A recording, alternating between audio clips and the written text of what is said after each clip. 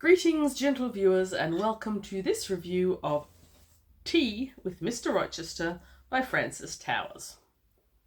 So this is the book. I've got an old Penguin edition from 1952. I'm not quite sure what I'm going to do with regards to thumbnail yet, because my book looks like this. It looks like this because my mother, whose book this used to be, used to love wrapping her more favoured books in pretty paper. The cover wouldn't be anything much anyway, it'd just be a penguin. But the thing with this book is that it's not very well known. I popped on Goodreads to have a look for it, and it's only got 47 reviews, 293 ratings in general. It doesn't even have a cover on there. Frances Towers was an English woman who wrote in the 1940s. I think she only wrote the 14 stories that are in this volume. She died young, not terribly well known. The reason there's even that many reviews are because of something called Persephone Project. Persephone Classics, Persephone something or other, which in the UK seems to put out an edition of her book with pretty paper and an afterword that I don't have. I'm very glad I don't have it, by the way. Okay, so why am I reading short stories, English literature? That's because, ta-da, I've got the plague. This, you would think, could be considered lemonade. It's like, on one hand, I can't go to work and my bank isn't going to love me for that. On the other hand, I can't go anywhere else because I've got COVID. On the bright side, I can stay home and read, right? Wrong. The first 2 days my eyeballs hurt, and I know that we don't have the right kind of nerves in our eyeballs and they can't technically hurt, but yet they did. Then I've got short attention span, so short. You know when, as a reader, you stare at the same paragraph over and over? Well, I was staring at the same line over and over and not taking it in. And brain fog, short attention span. Brain fog meant that I couldn't follow complex action like the Jack Vance books I'm reading at the moment. Too much adventure. I didn't know what was happening. Couldn't follow a battle scene because I couldn't keep all the moving parts straight in my head. Can't remember strange name. That rules out fantasy. I tried Charles DeLint, my beloved Charles DeLint, and I just couldn't have the attention span. So I thought, English lit, right? Never fails. And short stories, right? A couple of pages, and before you know it, you're done, and your attention doesn't lag. So, Tea with Mr Rochester and other stories. Yes, so Persephone Projects apparently put it out, and 45 people or something reviewed it, with regard to an afterword that I'm definitely glad I didn't read, because they were all on about Bronte and Austen, and she's got nothing to do with any of them. She wrote in a completely different era. 14 short stories. Short stories are hard to review, so I'm going to do them one by one with a little bit of a vignette for each. Story number 1, Violet. I gave that 5 stars. It was fascinating and creepy in that very specifically English literature type of way. Kind of creepy. Sorry. I actually got a very Tanith Lee impression from it. If you've read Tanith Lee's Elephantasm, you will know what I mean by an English ordinary household where under the surface everything is in a turmoil of weirdness. This was incrementally more mainstream than Tanith Lee ever wrote, true. But you've got a housemaid called Violet. She's hired by Sophie, daughter of the house, against her mother's wishes, or rather, her mother never even knew about it. Sophie wasn't able to keep up with the housework for her parents and her 2 sisters, who both work. Violet ends up being the perfect little proper maid, but she's a very unusual one. She's got weirdness underneath, and she ends up being a friendly to Sophie yet malign in general character due to a witchy feel. I'm not going to say anything more about it because the end twist is unexpected and fascinating. And if you're going to read English literature stories from the 40s, and you haven't heard of Frances Towers, which probably you and most of the rest of the human race, I do recommend them. Number 2 is the titular story, Tea with Mr Rochester. And I gave this one 4 stars. Sorry, it's going to keep happening. Now, remembering that this was published and presumably written around the 1940s, when little girls were not allowed to eat dinner or tea with the adults when they were guests, but it was okay to shuffle them off to boarding school and dump them in a cold, drafty house full of strangers. That was fine, but not to have their meal with adults. Whatever. So apparently in this era, Jane Eyre was not always suitable reading for little girls. Oh, how the times have changed, right? But Prissy, and 1940s, only in the 1940s would someone call a girl whose name is Priscilla Prissy, manages to steal or borrow a copy from the 4th form library and reads it in secret under her desk when she is meant to be studying Shakespeare in class. A subterfuge that completely endeared her to me, and which very much gives her insight into the adults around her. This is a very insightful story and interesting. Now, in Prissy's head, Mr Rochester and the, to her, oh so thrilling narration of Jane Eyre, a book I can't stand, blend together in her head with her real life crush, which is on a Mr Chichester, back in the village where she lives with her aunts because she's an orphan. So the whole thing sort of culminates when Prissy and one of her aunts go to tea with Mr Chichester, and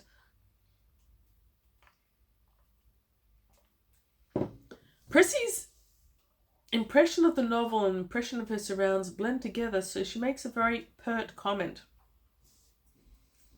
And it ends on a fascinating note, and I really enjoyed it. So, hence 4 stars. Story number 3, Little Willow. I gave that 5 stars and I absolutely adored it. From reading the other reviews on Goodreads, I think most people adore this one. It's charming and a little dark. It's a story of wartime. I'm not sure which war. I think it might be World War One. Not sure. Central theme appears to be secret love, but to me, the actual central theme is the way a family will, or people you know well, become little boxes that you think you know, and you put that person in the box, and you think you know their borders and or their circumference and everything they are, whereas inside the box, they're actually free to be whoever they want and whoever they think, and there's always parts that no one else sees. So this is a very subtle little story about a woman with 2 very brilliant sisters who gather a sort of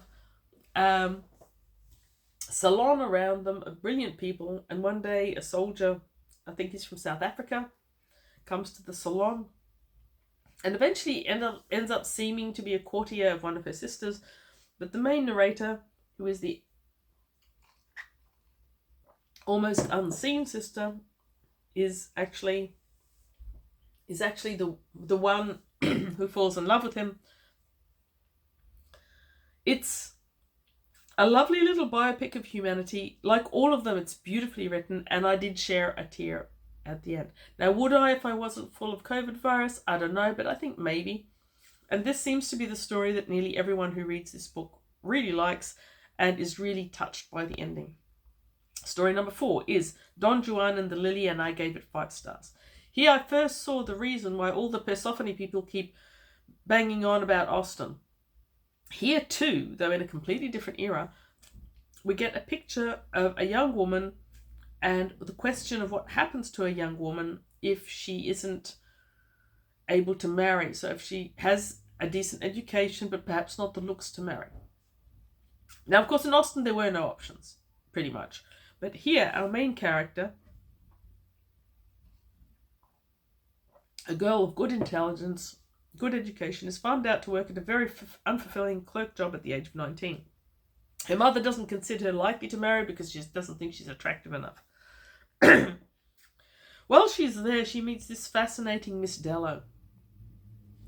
And Miss Dello, and all that she embodies for the protagonist, and all that she is and does, ends up creating this rich inner world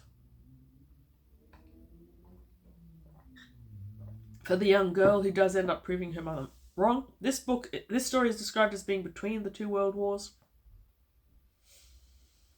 And by now we're starting to get the theme that the main protagonist is always an undervalued person. And that may not always be true, but it's always someone who sees rather than is seen. And through their seeing, we get a beautiful perspective on the world and the people around them. And they are all beautifully written. So, story number 5, The Rose in the Picture, 3 stars. Now this starts off with describing 2 very different people. And their persons are described through their houses and homes. And this is Tower's genius, the methods she used to describe people and who they are. Again, we have a central figure who, though seen in third party, is our vehicle for the story. And here I think we have a slightly more humorful, critical and ironic view of humankind than we've seen in some of the other stories. I don't know if they're sequential to how they were written. But I'm going to read you a bit from page 69 if my voice holds out. Because there's this cute bit where the main narrator, Ursula, a young girl, comes into contact with one of the 2 main personas that are described. There's Mrs. Potter and Mrs. Halliday, ones who are as different as the vicarage was from Hartwell House. And Ursula one day did come into contact with the uncorseted body of Mrs. Potter. Once, when meeting her in the churchyard one Easter morning, she had been enfolded in her arms with the greeting, "Christ has risen, dear Ursula," and had recognised, with a faint shock of surprise, that a mystic looked out of Mrs. Potter's rather dense brown eyes. She said, "Yes, indeed, Mrs. Potter, dear, alleluia," for she held that to fail another person in his moment of exaltation, or to show embarrassment at that exposure of a private emotion, was to be guilty of a spiritual default. And that's an example of the writing. And the writing is what glows in these short stories. And what was perfect for a 5-second attention span that I seem to have right now. Story number 6. 'Twas into yellow gold his salt green stream. 1 star. This was the only story in this collection I loathed. It was a complete WTF. It's like, what is it? The title is a Shakespeare quote, but an obscure one, and I had to Google it because it's never introduced, nor explained, nor any reason for the title suggested. I defy you, without Googling, to tell me what that quote is from, unless you're an avid Shakespeare reader, and even then. So this starts off with this girl at dinner where her parents are trying to marry her off, or are they? The whole thing felt wildly experimental. It was trying to suggest that the dinner was medieval, but she's wearing silk taffeta or something. The language was full of Shakespearean words, which I only realised after I finished it and Googled the title. So, ere, 'tis, hath, prithee, I think. It drips from the pen like water from a water torture gone wrong, and I loathed it. The eras are confused, the actions are incomprehensible. This was a complete and utter no-go. I finished it, but I didn't enjoy it. If it had been a novel, I'd have ditched it. Story number 7, Spade Man from Over the Water, 4 stars. Again, a title that seems to make no sense, and I had doubts. But this is a really fascinating and ambiguous little story. So you've got 2 men. You've got Mrs. Ash and Mrs. Penny. They live in houses opposite each other, and they moved in not too far after each other either. Mrs. Penny is our point of view, though usually in third person. And she's recently married to a dark and mysterious man who had to go away for business for a while. Mrs. Ash moved in afterwards. She has got no husband, though we hear she's got kids. They become firm friends, popping in each other's houses.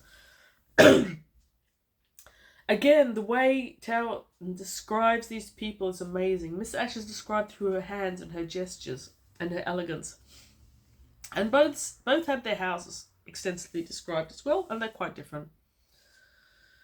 So Mrs. Ash is sitting with Mrs. Penny when the telegram arrives saying that her husband is coming back.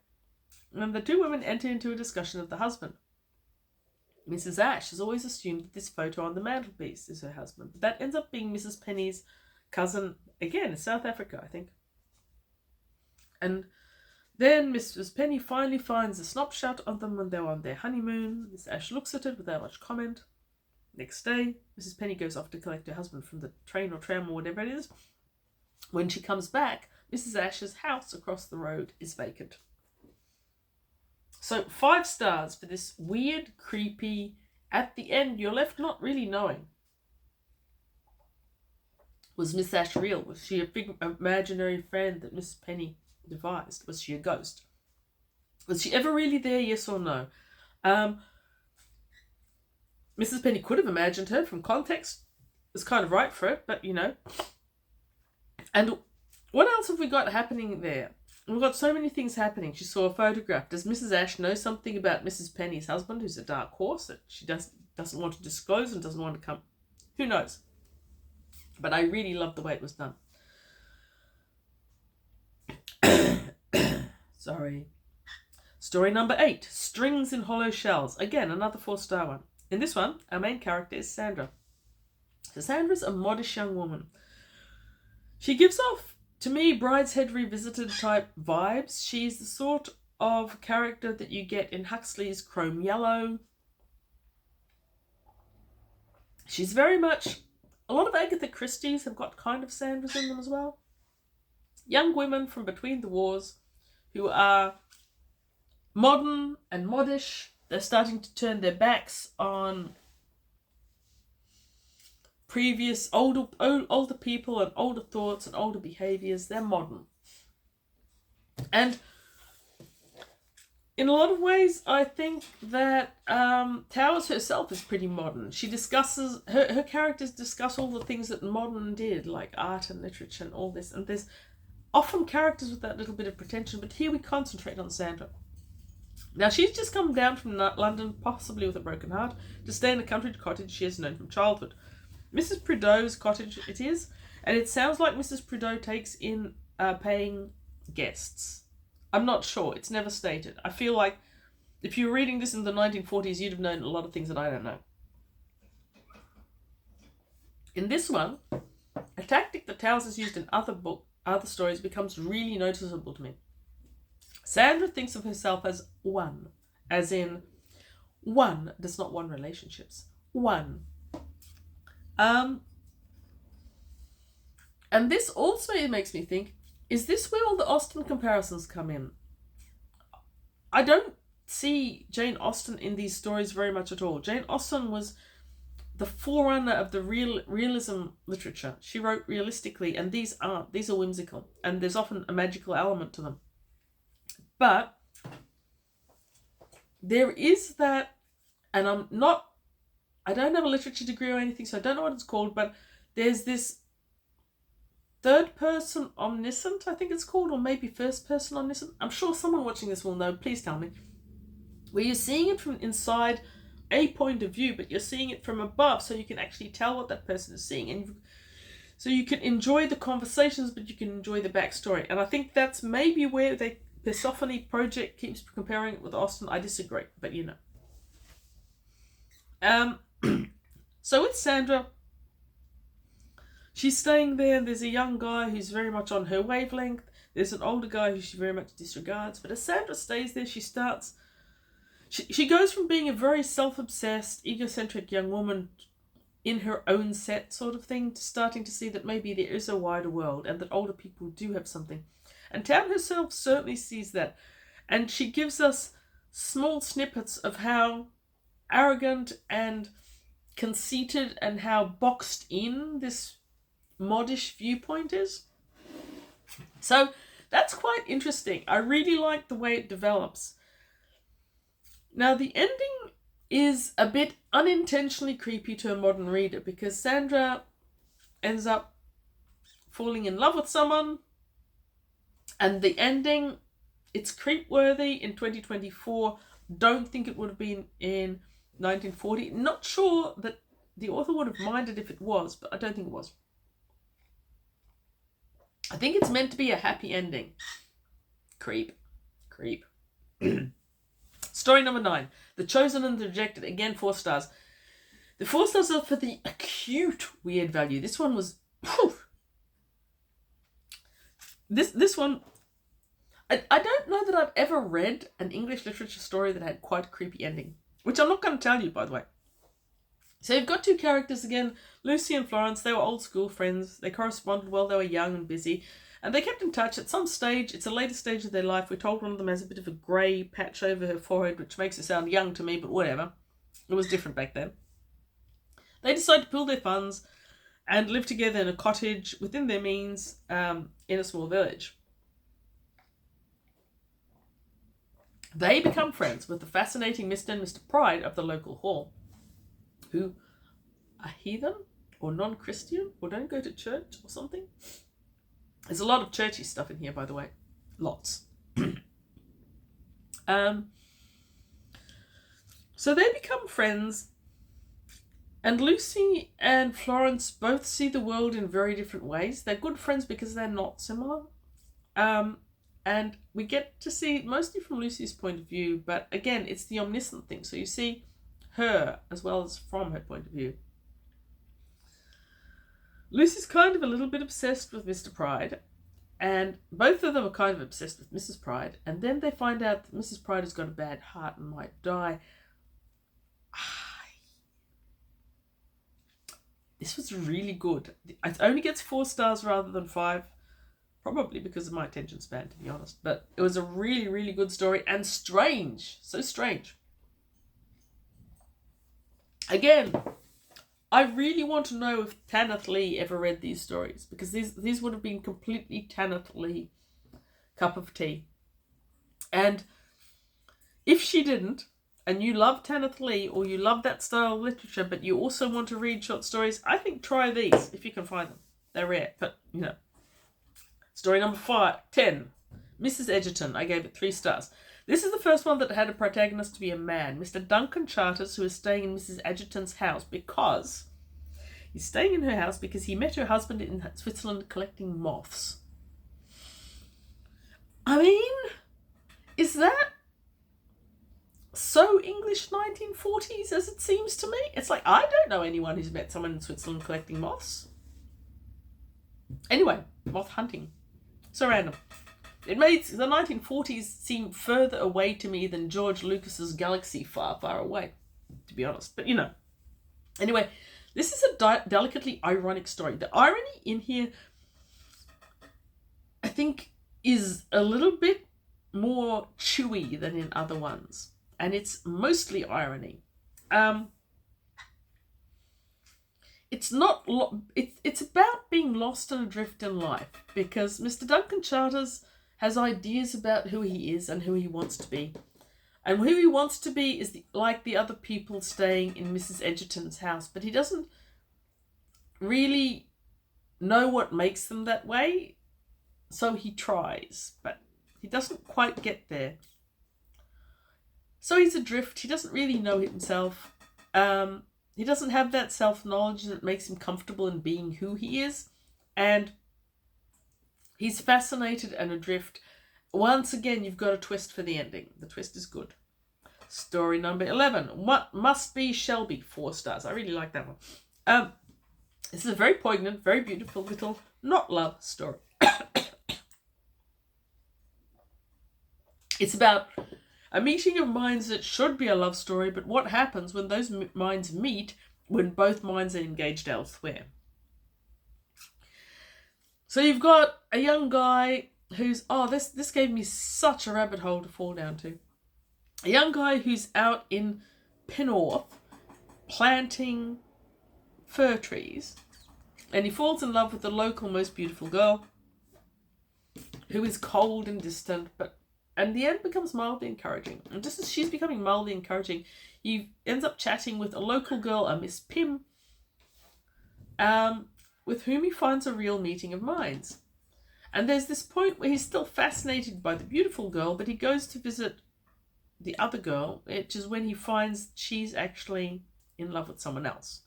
Possibly. It's never quite admitted. The ending isn't a particular surprise, but the way the story unfolds is lovely. Again, there's ones everywhere in it. And the rabbit hole that I fell down through here was real. So Pennorth, I wanted to see where Pennorth was. I'm not sure Pennorth exists, but there is a place in Wales, a location I'm already fascinated by the way, that's spelled Penarth. And I'm easily confused by these things, but I spent a whole few hours staring at Penarth, which is beautiful, and now I want to go there. Still not sure if it's a different one. I'm guessing spelling could have changed. Spelling between Welsh and English changes, I think, anyway, but Penarth might have been different. Don't know, whatever. Story number 12, Lucinda, 3 stars. This was the one I was most excited for, because this is the one that everyone's saying was an actual ghost story. And I had a feeling that I may have read it in a collection of ghost stories elsewhere. Now I'm not sure. So Lucinda is our main protagonist, and she's observing a family as a ghost, and they're talking about her being there. It's an interaction of personalities. You've got 3 daughters and 2 sons in the family, and the mother. The father is AWOL. It's a cute little biopic of characters. The ghosty twist is very mild, because it doesn't really have to be a ghost that's overseeing this family. It's just the ghost is there as a topic of conversation and as the main protagonist. It's still nicely written. It's okay. 3 stars. Story number 13, The Keys of Heaven. 5 stars. I found this a disproportionately perfect story. I guess I can't even for sure say why I found it as good a story as I did. It's a story of 2 sisters, one golden and beautiful who gets all the attention and just takes it for granted that every man is going to be fascinated by her. And receives all that attention as her due. Her sister also receives it as her due, and she's a little bit ordinary, and then someone truly sees her for herself, and they see her herself through the medium of a book of poetry, which is a thing that town uses a lot. There's a lot of books of poetry and a lot of discussions of art and that sort of thing happening. But there's also a slightly unusual maid who sees things, and there's also the tactic of which tea set do you use to serve tea to this guest. And I don't know, I thought it was really cute. Really enjoyed it. It's probably not the best story. There's probably ones I enjoyed less in here that are better, but I loved it. Story number 4, 4 stars. 14, 4 stars, Golden Rose. Okay, so probably the last one only got 4 stars because by this stage of the collection I had such a clear image of what was happening and who the characters were and what was happening. Again, it's beautifully written. It's a very worthy final story. I did enjoy it. These stories, by the way, should never be read one after the other consistently. You will lose them. That's a problem that I've got with short stories anyway. I tend to eat them like Pringles without stopping, and by the end of the book, you've got no idea what the individual Pringles were. Maybe if I'd read The Golden Rose first, I would have liked it better. I'm not sure. It was a good story. 4 stars isn't bad. I had a bit here that I was going to read.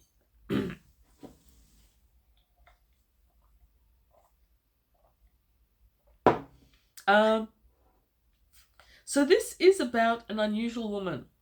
She's Aunt Essie, and the story is told through Emma, her niece, who lives in the main house. Her husband is remarried when her mother died, and he remarried Julia, I think it is. It's always a Julia, isn't it? Essie got moved to a cottage down the village. They don't like having her there too often because she's a free thinker and she doesn't fit in with Julia's brilliant and modish friends. Once again, beautifully written. One of the characters in it is a Chinese philosopher, and he's described as an Oriental. And I'm not sure that you really gonna get away with that in 2024, but a lot of this you're not really gonna get away with in 2024. It's very much of its times. There was something really beautiful on this that I was going to read out, but I've forgotten. Oh, here we go. I knew her, and we're talking about Aunt Essie here, by the way. I knew her bits of jewellery by heart and the stories attached to them. They were so much a part of her that they seemed to have absorbed something of her personality. Not only that, they shone with the flame of their respective legends, so that, When the carbuncle heart winked on her breast, it was as if a spark of the Marchesa's temper were imprisoned there, and the jade bracelet with the splinters of precious stones embedded in it called to mind the Chinese philosopher who had once shared a carriage on a PLM Express. Brilliant. Brilliant writing. And perfect for short attention span. So this book had a lot of small historical details that I found fascinating. Towers was not a vastly experienced writer, as far as I can tell. I think she has themes that reoccur a lot, and her characters reoccur a lot. One of the themes is roses. You get a lot of both of the scent of roses and vases of roses and people diving into them, and roses being tumbled by bees, assaulted by bees, something by bees. One of the things that really captured me, though, is carnations. The only stories mention carnations a lot, especially their spicy scent of them. And of course, our modern carnations have had the scent bred out of them pretty much. So I was charmed to be reminded that carnations used to have an amazing scent. Smell of wax being used to seal letters. How many people in 2024 would even think of such a thing? Spirit lamps. So blue flame spirit lamps were being used for making tea, and I've got no idea what was happening there. That happened a lot. I don't get it. I don't get it. So I don't think I've said this. I did in the other review, which I had to discontinue due to coughing. When I went to read this book, I went online. It was my mother's book. I think I mentioned the wrapping. 1952. I went online to see what other reviews said about it. On Goodreads, it has 47 reviews only. And all of them are from this Persephone project thing. They all compare it to Bronte and Austen because the afterword compares it to Bronte and Austen. I'm glad I don't have either of those. So kudos to Persephone books for keeping little-known stories alive, but if you can get one without the Persephone book and without the afterword, or at least read it without the afterword, I think it's more enjoyable that way. Comparing her with Jane Austen. So you've got two young female authors who died young, but that seems to be all. Austen lived 1775 to 1817, whereas Tower stories are from the 1940s. Dramatically different, I'm going to say. I would not in a month of Sundays call her style literary realism, which was what Austen was primarily known for. Very much magical realism. Maybe, romantic. And Austen loathed the romantic style. So they don't resemble each other. I can't even see how they resemble each other in setting. In a sense, the criticism that all the Persephone people have that it's one narrator is true. All the main characters are individuals who see more than they are seen. They have a rich inner world of commentary about what they see around them and the people around them. But I think the aspects of inner life vary from story to story enough that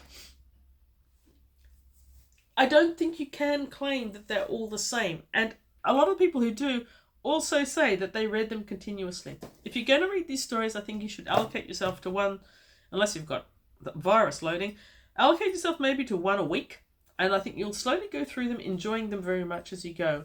With the final one, The Golden Rose, I felt we were finally privileged to see our main character from the outside as Emmy sees Aunt Essie, because I feel that Aunt Essie in her inner life is actually very much many of the other characters in the story. Anyway, thanks for putting up with me ranting on about this book, which 90% of people and viewers will not only have never heard of, but are probably never likely to read.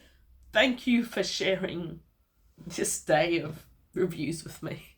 Have a great day. Don't catch COVID. It sucks.